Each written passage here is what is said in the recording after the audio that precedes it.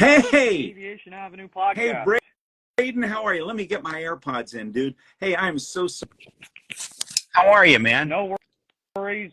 I'm doing very well. Thank you for joining. And everybody, this is airshow announcer Rob Reider. How you doing today? I'm good, Braden. I'm sorry I was late. I was cleaning up a mess. I just rewired a Fender Precision bass that had Oh, some you did? Okay. problems from my church, and I had to fix some things in it, so I had to totally strip it and start over. And uh, God bless YouTube.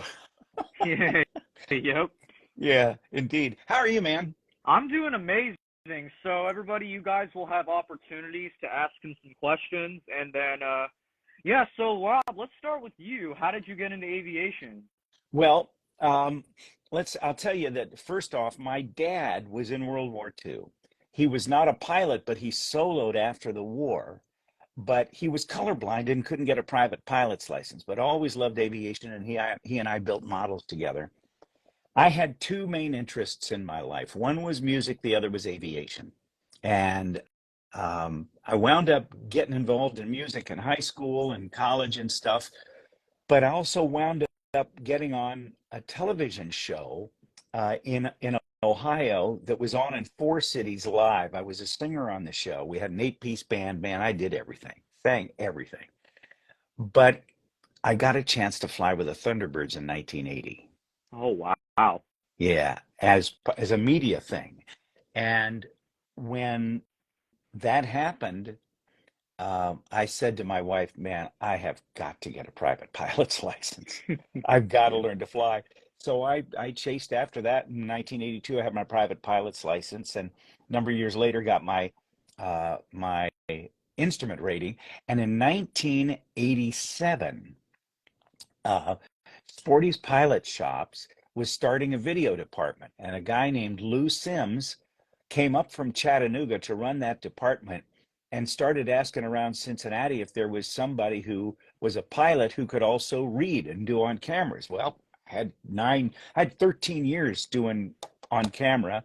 I also had started in 19, gosh, Braden, my first air show was actually 1978 Oh, when wow. I was working as a ham radio communicator at a show at Lunken Airport. And the guy who was there the first day, a TV weather guy from another TV station in town, didn't get there on Sunday. And I said, "Rob, we need you." I said, "All right." So that was my first air show. I didn't know diddly. I mean, I really didn't know diddly. But Yep. uh, but then the next year, I started volunteering at the Dayton show when I was still doing television. And that was the fifth year of the show. And that in 1978, that same year, our show, the TV show I was on, went to the Dayton Air Fair and put on a remote broadcast. And, you'll love this. I was so stupid. Art Mm. Scholl was a guest on the show. Oh, okay. And then there was another guy, I saw a picture later on with our host, Bob Braun, with Art Scholl on one side and some other guy. And I put it up on Facebook years later, said, "Who's that?" It was Pappy Boyington.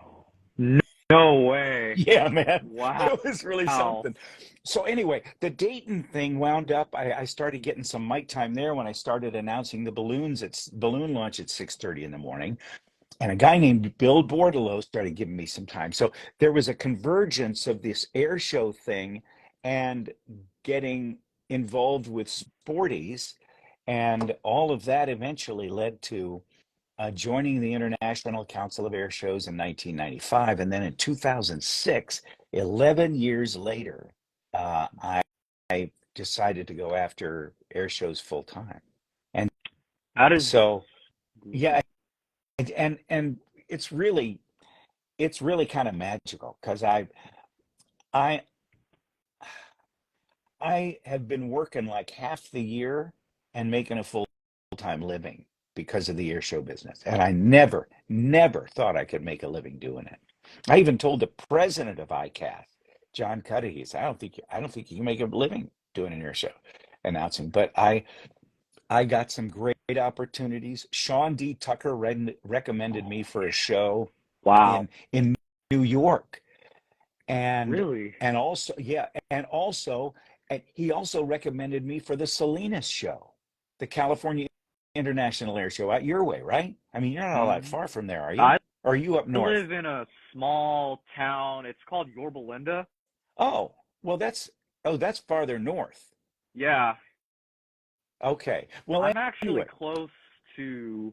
I was just at the March Air Reserve Base or SoCal Air Show, April Oh yeah. 22nd and 23rd. Rick Peterson was announcing it. Yeah. He did great. Oh, he's awesome. He is such a talent.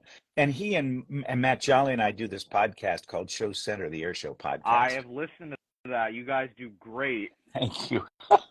So anyway, Salinas, was close to Monterey, as you know, and so and with his help and John Cudahy's help and the word spread, so I've been making a living at it since 2006, Wow. and it has been a heck of a ride. That is amazing. It's really awesome. And I, I want to say the first time I heard you, I don't even remember the first time I heard you.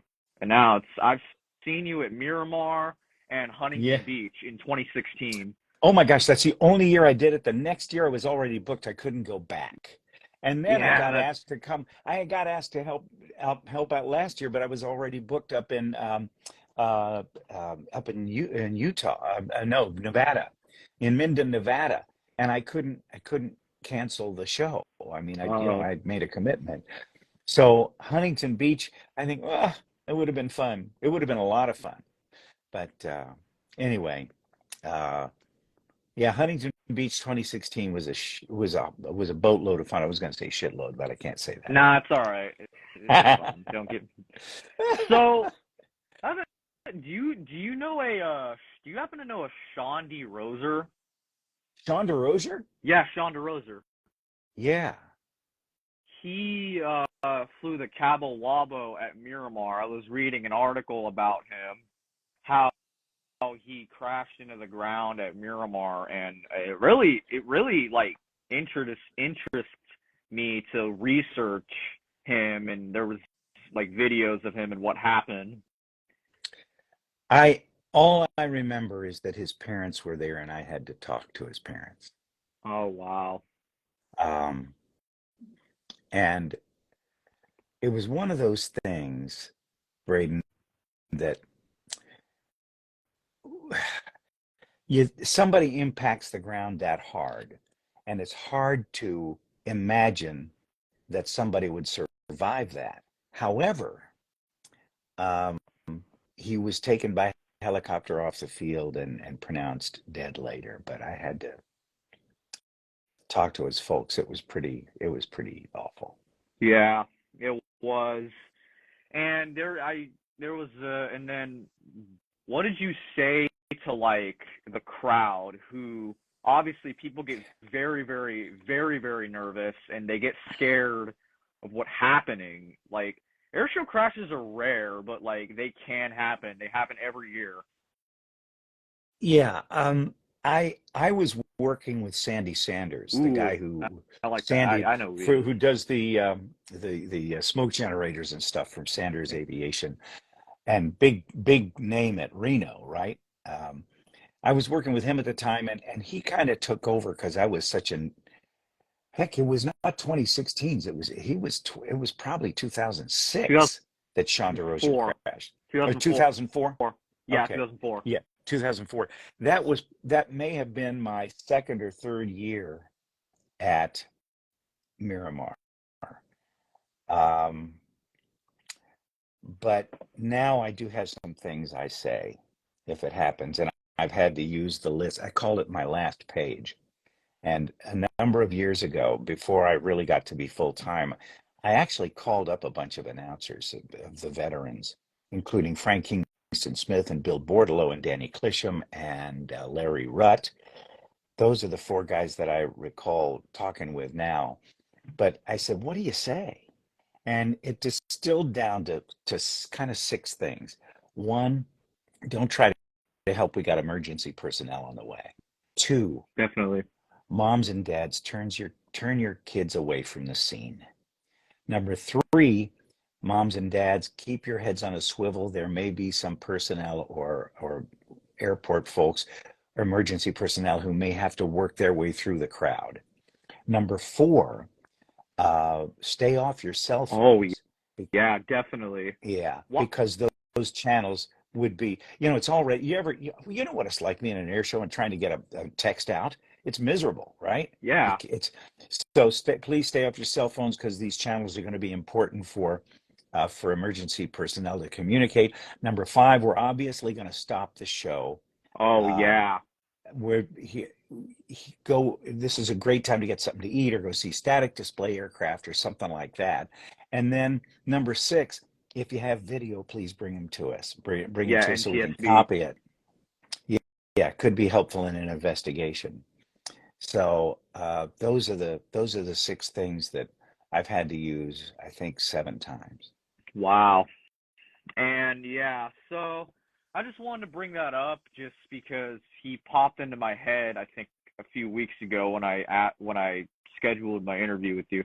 Somebody Yeah, breaks off photography said, I remember the yellow one design and Sean DeRosa. that's the guy. That was it. Yeah. Yeah. If it, yeah, I guess it was a one design. Yeah. Yeah, it was. Yeah. So let's try to move away from that Yes. topic. Let's we'll talk about this in the future maybe. So now, do you remember your first air Well, show? Like, what was it like getting into that field and speaking to a crowd of 50,000 plus people? What was that like for the well, first time? that thing that happened in 1978 in Cincinnati at Lunken Airport was the first one, and I really did not know what I was doing. But I there is a picture from that. I wish I could show it to you. A picture of me interviewing a guy named Walt Pierce, who was a barnstormer and who performed all the way up until, gosh, the early 2000s. And he was exceptionally well known in those days. And also, I think that the Blue Angels or the Snowbirds were at Lunken Oh, Airport. Now, wow. the box now they don't have a because of the way the FAA has set up the distances from crowd separation from the aerobatic box and the altitude and the surrounding areas, they can't get a jet team box in there anymore. So Oh, okay. so there hasn't been a full-blown air show in there for a number of years. Um, and then I the I don't remember other than that what my first air show may have been. I can tell you though that um, I I I think my live television experience, Braden, had a lot to do with my being able to become a good announcer because it wasn't so much what I knew about aviation. It was how much I had learned being on live TV. It was the show I was on as a singer. I was one of the cast members, Oh, but it was 90 minutes a day. We had an eight-piece band, and it was a talk variety show. Bob Hope was a friend of the show. Dick Clark was a friend of the show. Also, it was a big deal in the Midwest. What I learned in keeping the show going from the host, Bob Braun, was as much a part of what has made me a successful air show announcer as it was the aviation stuff. I loved aviation, didn't know squat. I mean, I knew a loop from a roll, but I wouldn't have known what a tumble was, in those days. Um, I would not have been able to recognize a spiraling tower or an avalanche. I didn't know what an avalanche was, right? A loop with a snap roll on yeah. top. But that's stuff I learned over the years. And as they say, repetition is the mother of skill, right, Braden? Yeah, exactly. Exactly with that. And then Yeah. that's really great.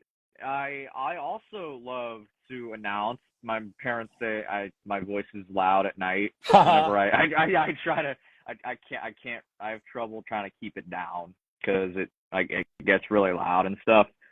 Yeah, and so I actually took voiceover with NHL announcer back in 2017, Oh, really? I don't know. National Was that Hockey a, League hockey. oh, oh my goodness. So you took an announcer course to become a hockey PA No, announcer? it was just something that I don't really know the story behind it. Somebody just told me about it. There's a voiceover thing at my school, and so I thought I'd take it. So like every Tuesday, I would go to this room. There was a bunch of people in there, and he was an announcer, a PA of the Anaheim Ducks Oh my goodness. announcers. So So he we did a was lot of big. great. He was at NHL then. He was a big time announcer. Yeah, he was a PA announcer for the Anaheim Ducks, like before the games started and Yeah. things like that. So yeah, that's kind of my thing. And then Nate Dogg P2 says I'll have to go, but I'll listen to the rest once you get the episode up. See bud. And then is there a certain or actually hold on, shush that. Do you know what it's like being an announcer? Do I know what it's like being an announcer? Yes, being an air show announcer. I know that it takes a boatload of preparation. I used to have 3 huge 4-inch binders up in a closet here in my office. And when I would do the prep for the show, I would go online or call the organizer and say, who are the acts going to be? And I would spend 4 or 5 hours in preparation. And then after I got there, after the Friday practice show, I would go back to my room and take more notes and put them in page protectors so I'd know I would do bullet points. I wouldn't write out every word I was going to say, but I could do bullet points and then ad lib around those things. Now I do my show on what I'm using right here. I have all my stuff on iPad. And if Nice. somebody brings me a printed script or emails me a script, I can turn it into a PDF and get it right into. I use Goodreader, and so I can sync up that. And I have another iPad that I have as a backup. So I have gone to a not paperless, but a very little paper, very little paper. So tell you what, maybe I can show you what a show looks like here. Hang on, Oh, hang okay. on. We have a question from I don't even know how to pronounce this name. Reissue. Reissue. That's my son. Reissue. Oh, really? That's hang on a minute. He pinged me a minute ago. Hang on a minute. He says, "It's fun seeing you on Instagram Live." Hi, Robbie. Yep. He Hey, and buddy, his what's up? family. Yeah. He says, He's on. what? He's in Bethany Beach, Delaware, is where he and his family are. Oh, nice. And then Chuck T. Coleman is in here. What's going on, Chuck? Chuck, hello, Chuck. And he's one of the guys who provides a great deal of good gouge on his bio, so I can talk about all the stuff he's done with scaled composites. And now, in case your listeners and viewers don't know Chuck Coleman, he was part of the team that taught the actors in Top Gun Maverick how to handle the G's. He gave them Yes, their he first he told me aerobatic about that, and rides. I actually Oh, that's interviewed right. You him. had him. You had him on as a guest, didn't you? Yes. Yeah. Hang on. Let me see. Yeah. I'll Thanks show again, you. Chuck, for coming on. Yeah, Chuck. Good to. Glad you're in. I'm going to go to. Let me find. I go here. Let's see. Can you see that at all? I'll go to Yeah, I can a little 2020, bit. 2023 air shows. Here's Jones Beach, and so all of the acts. See, that's my VIPs, or yeah, those are the VIPs from the show. Let me see. I got too much going on here. Sorry, Um, no worries. Yeah, that's awesome. uh, and so like here's David Windmiller, who's a performer at the show. I can put notes on there, and so anyway, is it sideways? Is it crooked? Yeah, Yeah. it's inverted. Oh shoot. It's okay. No worries. All right. Well, anyway, Yeah, thanks for everything's showing that. there. That's Yeah. interesting. and I sync because I use Good Reader and I've got everything on Dropbox. I can sync this iPad with that iPad. So if I make a change on any either, I can fix it and make them and get them together. Okay, So, and then that's great. So, are there certain topics besides aviation you like to announce, or do like narrate over? well, my I do a fair amount of voiceover work, Yeah, um, I saw and that. and I've got in my studio. I've got I'm in my control room right now. Let me see if I can show you a picture. See if it'll show up. Um, this is where is it showing up straight now? Yeah, it is. You're good. Okay, that's where I'm sitting right at that console right now. Oh, And so okay. that's the control room where I do my editing, but the booth in which I record is in the next room over, and that's the long shot. And then that's where I sit when I actually record my voiceovers for Sporties or any other kind of work that I get, and audiobooks. And I'm becoming an audiobook narrator Oh, actually wow. at this Awesome. advanced stage in my life. So that's cool. That's great. Yeah, that's very great. And then now, next question is: do you have a favorite air show you like to announce, or are you good with any of them? I'm good with any of them, but I will tell you that it is not necessarily the air show, but the people who run the show, who make the air shows the best or the worst. And there is no bad air show because I don't know. I haven't worked with anybody that I don't like.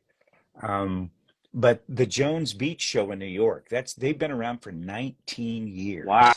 years. And I've done that show 18 of the 19 years because after the first year, Sean D. Tucker said, get Rob Reider. You don't want that other, whoever it was. So I have done that show for 18 of the 19 years it's been on.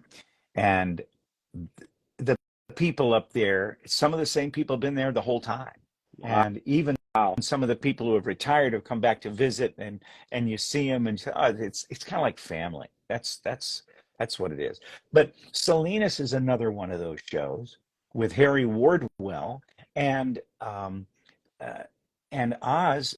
Uh, Chris Van Stel at Miramar is another one of those guys. The folks at Dayton, of course, are huge family to me up there because I've done next year is going to be the 50th anniversary of the Dayton show, and I've done it more than 40 years, either as a volunteer or a paid announcer. So Okay. yeah, That's so great. That's yeah, awesome. And then, yeah. do you know where Gillespie Field Airport is? I should, but I don't. Where is it? It's in El Cajon, California. I have not been there, but I know where El Cajon is for crying out loud. Yep. I That's mean, you're talking about awesome. right outside San Diego, right? Yeah, that's like San Diego. Yeah, yeah. They Got used to have an air show up there. It's called the uh, Wings Over Gillespie, but oh it got wow.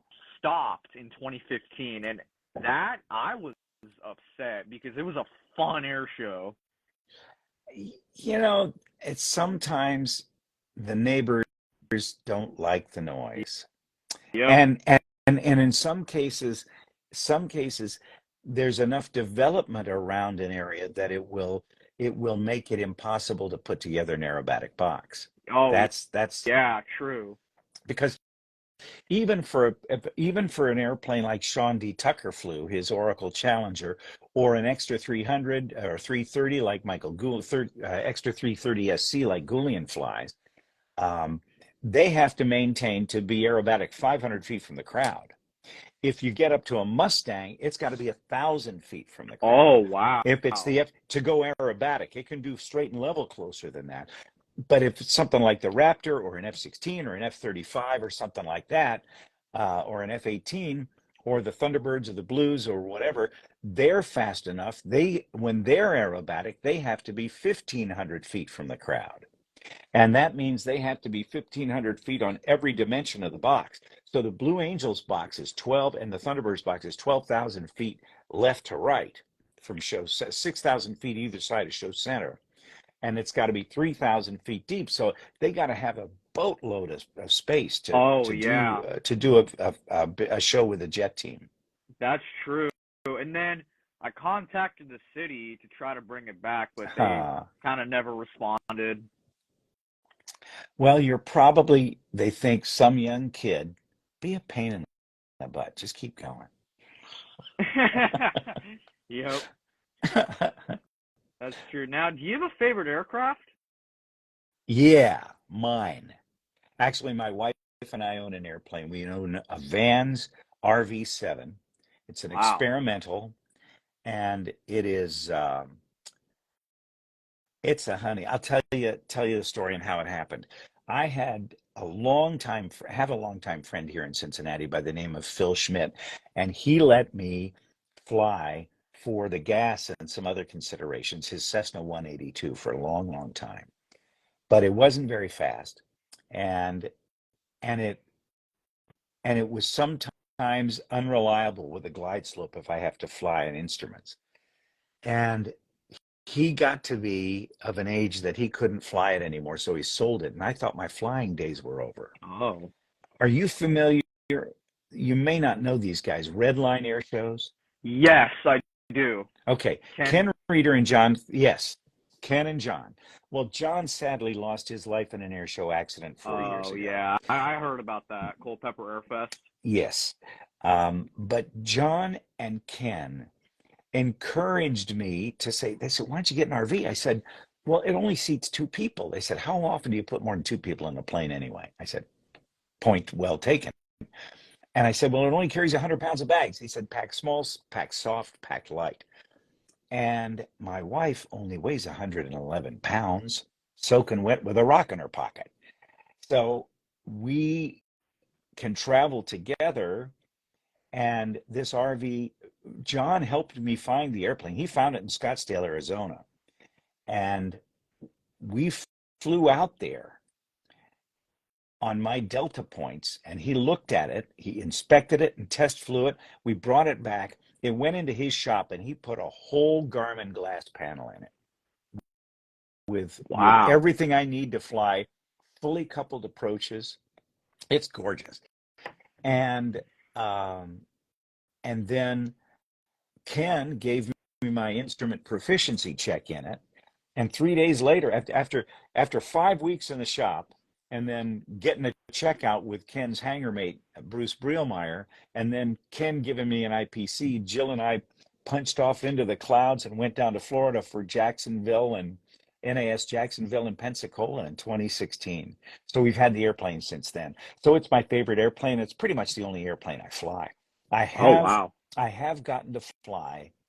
I've got about 10 hours of dual instruction time in a Cirrus SR-22 and 22T turbo, and 6 hours of time in the Cirrus Vision Jet. And it's really hard not to really like that plane. But if you got $2 million, you can buy that, Wow. and a couple of $1,000s an hour to operate it. So I That's don't know. The Vans RV-7A that we have is just perfect for us. And wow. I, That's I flew it to New amazing. York. Yeah, I flew it to New York in 3.5 hours. I flew it home from New York last week, or Monday of this past week, in 3 hours and 5 minutes because I had some tailwinds going west, believe it or not. So Oh, I'd okay. it's an experimental aircraft, but for me, the experiment is over. It is such a good airplane. Wow. That's very great. That's awesome. And then I actually have a few hours myself. Cool. What are you flying? Cessna 150 and Piper Cherokee. I did a summer camp Nice. out at Chino Airport in Chino, Oh California. my gosh, really? Out with the museum boys with Steve Hinton and Dubois those. Oh, It's Dubois Aviation. oh, okay. Yeah, Yeah, yeah, yeah. Steve. And then the Planes of Fame Air Show. We're gonna go ahead and I'll go back to the flight stuff in a minute. The air show that they usually have down there, it hasn't happened since 2019. Hmm. That's It's because there's road work that's happening along the airport. I got you. I hope they can get that Yes, fixed. they need to because I'm missing that. It's the closest air show to me. I was there in 2016 with the Texas Flying Legends guys. Oh, you were? Yeah, Wow. I was their announcer that year. I was in 2016, I had the shows I normally did. I did a bunch with the Texas Flying Legends and also with the Breitling Jet Team. I got hired on as their American announcer for that second year of their US tours. And I did 29 air shows that year and just about drove me crazy. I hardly ever got home. Wow. Yeah, That's awesome, dude. yeah. Thank you. And then what is the best advice you've received for aviation and just plain announcing? Like, what's the best advice you've received? Heck of a good question. Maybe it's don't talk so much. It's not so much an issue with anything except the warbirds when the people want to hear them go by. And I have learned to stop telling my stories about the 51 or a TBM Avenger or whatever when they're going by, especially with round engines, right? Because nobody hears round engines except at an air show, or if something's flying over. A buddy of mine from church, you know, we were coming out of church today. I looked up and I heard round motors. It was a Twin Beach. Oh, And I wow. said, Wow. yeah. And he said, and as Jeremy Wagner is his name, he said, there was another bigger one than that I saw fly over. And turns out it was a DC-3 flying over. Oh, awesome. You know, it painted up as a C-47, but but with windows. But that might be the best thing. And I would just telling myself I'm still the oldest 10-year-old in the place. I still love it. Yep, me too. And then for Armed Forces Day on May 20th, I actually got a pretty decent air show over my house. No kidding. Uh, You mean they're doing a C-40, bunch of flybys and stuff? yeah, for Armed Forces Day fly-in out in Torrance Oh, cool. Zamborini Field. And oh, really? Zamborini, cool. What airplanes flew over? B-25 Mitchell, C-47s, two of them. Nice. Two T-6 Texans or SNJs, my favorite aircraft ever. And then what else? I want to say that was it. And then later, I was actually downloading a few pictures. I heard this low, like, shh, and then I was like, that passenger did that low? I look out, it's a C-17. Nice. I run Nice. out with my camera and just go take pictures away. It was flying for a baseball game, a Major League Baseball game, Angels versus the Twins. What a what a remarkable airplane that is, right? Yes. Third third most expensive airplane in the U.S. military, Yep. behind It's a behind the B-2 and the E-3 Sentry, right? I Yeah, think it's that's it's a great one. And then the baseball team I wanted ended up losing. um, So sorry. it's all right. It was Yes, great to see. but you got Great to to see see the the flyover though. C-17. Yeah, sure, you got to see that. Yeah. Cool. And then what advice would you give to future aviators and aspiring pilots like me? Never stop learning. You get your private pilot license, and most of the people I know say that it's the license to learn to fly. The instrument rating, I think, is probably the most important rating you can get because it improves not only your skill and in being able to fly without reference to anything outside and only with reference to the instruments. But beyond that, it gives you the skill to make better decisions with respect to the weather and to respect the weather. To know what you can and can't do, and and that then requires you to fly more because you have to stay current. Yeah. If you're going to do that, and so that's sort of when I when we first got our plane on one trip when my wife and I were flying, we were on an instrument flight plan and we were going like 9,000 feet or something, and there's some clouds. Now they Oh. weren't bad clouds. There wasn't towering cumulus or anything like that. But I put my hand on the stick, clicked off the autopilot, and says, "Why are you doing that?" I said, "Because I need to be able to keep my skill up, to keep the shiny side up. Now, my wife was a brand new private pilot at the time, and she said, "Well, can I fly?" And she flew for 15 minutes Oh on wow, instruments, in the that's clouds. So awesome. it was Great good. job to Yeah. her. Yeah. So I'd say never stop learning and listen to my podcast, right? Yep, yes sir. I learned about flying from Definitely. that. That's actually, that's a shameless plug, but Flying Magazine 3 years ago, last month, approached me about doing this thing that's based on the most widely read column in the history of Flying Magazine. And now Flying Magazine is 97 years old. Called I Wow. Learned About Flying from That. Stories about pilots who got into tough situations and lived to tell about it. And we have done 60 episodes. I think 59 have been dropped. We have over 405,000 downloads in less than in just 2.5 years. So Wow. we're very excited about That's that. incredible. Great job. Thank you. Thank you very And much. then I Well, started my podcast in July of 2020 last year, and it's the third year I've been operating this. wow, that's great. That's super. Just right in the middle of the pandemic. Yeah, I was bored, so I'm like, I'm gonna start a podcast. That's So, and then cool.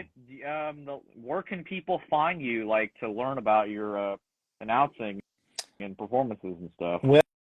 Well, um, gosh, let's see here. I RobReider.com, but I'm not keeping it real active.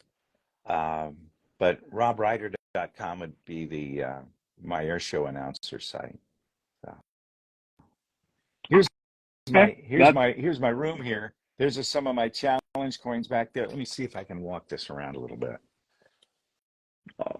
interesting. When I was on TV, we took the show down to Daytona Beach once, and I got that. That's all the Apollo, Gemini, and Mercury patches. Oh And wow. and here's some of my coins that I've collected over the years. I got more, and then my thanks to the guys with the Ospreys and the uh, the Black Daggers and the Snowbirds.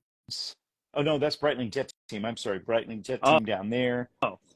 And these are the VFA 106 Gladiators with their the Super Hornet and Hornet from the demo team.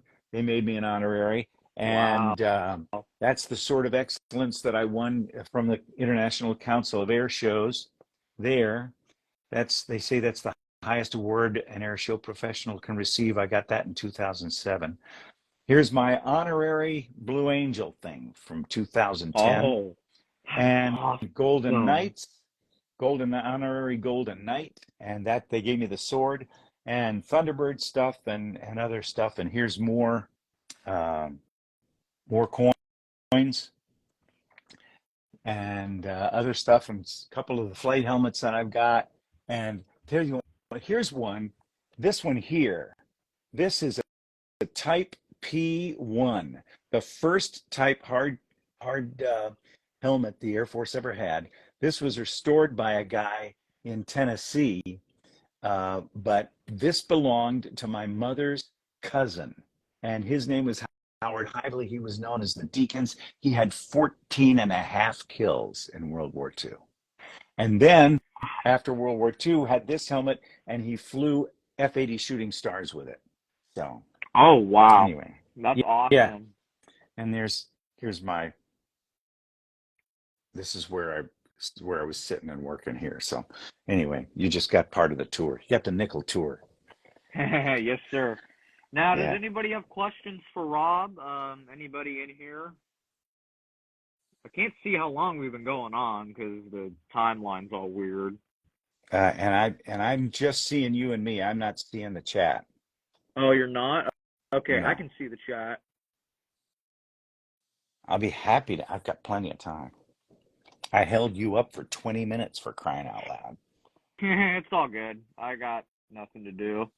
I just gotta record. I just gotta record with the podcast and like actually upload it. Oh, Yeah. How do you a question maintain from enter? Oh, I do see this. And entertain new air. How do I maintain and entertain new air show goers and veterans alike? Great question. Um, I really tend to. I think part of the being quiet is part of the thing for the veterans. When the veteran air show, they want to hear the planes, right? And yep. I learned that I do too, but I really tend to lean Braden on toward the people who don't know much. Uh, that and a veteran air show attender and somebody who's into aviation will know what high alpha is, but most people, that's most people, like probably 90%, don't have a freaking clue what angle of attack is. So they say Yep. high alpha, that means nothing. And so I say that it's the number of degrees that the nose is pulled up above the horizon. Well, that's almost correct. It's above the relative wind. Yeah, the But relative. when Yeah. you're close to the ground, so so that's it. I try to be really basic. I even talk about the difference between a radial piston engine, that and a straight six or straight four or V8 or V6, and air cooled versus liquid cooled and things like that. So I really I hopefully I'll bring something to the table for the veterans and hope they won't be offended that I'm being so basic for the air show attendee or the air show spectator that really doesn't know much about aviation. They like the noise, they think it's cool, and that's all they know. Um, I I did a show. Where did I do this?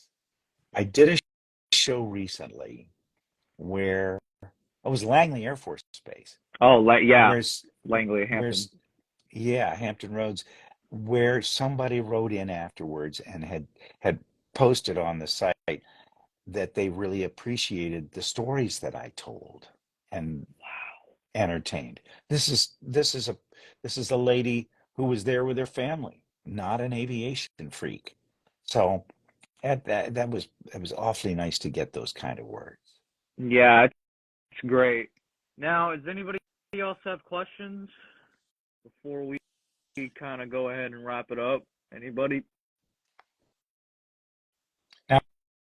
Now, when you do your podcasts, you're doing them almost every week, right? Yeah, once a week, except last week because it was Memorial Day. Yeah. So what So, shows will you go to the rest of the season? rest of the season, I'm aiming for the Wings Over Camarillo Air Show, Miramar, Pacific Air Show, Apple Valley. Maybe it's kind of far from where I at, and I'm definitely leaning up to the Central Coast Air Fest out in Santa Maria. Oh yeah. Santa, that's a pretty good show. I did a show in Santa Rosa a couple of times. So, Oh, you did? yeah. Yeah. That's awesome. So we're gonna go ahead and wrap it up. Thank you so much, Rob Reider, for coming on. Braden Piscopo, great to meet you, and I'm glad we were able to work this out. I was, we were back and forth a lot, and I was busy, and so I'm glad we It's all glad we right, were no able to pull worries. this I off. understand. All right, man. Yeah, thank you. All right, take care, sir. You Can't bet. wait to see you at Miramar. Hey, you got my number. Let's make sure we connect. All right, gotcha. See you, partner. All right, bye. Bye bye.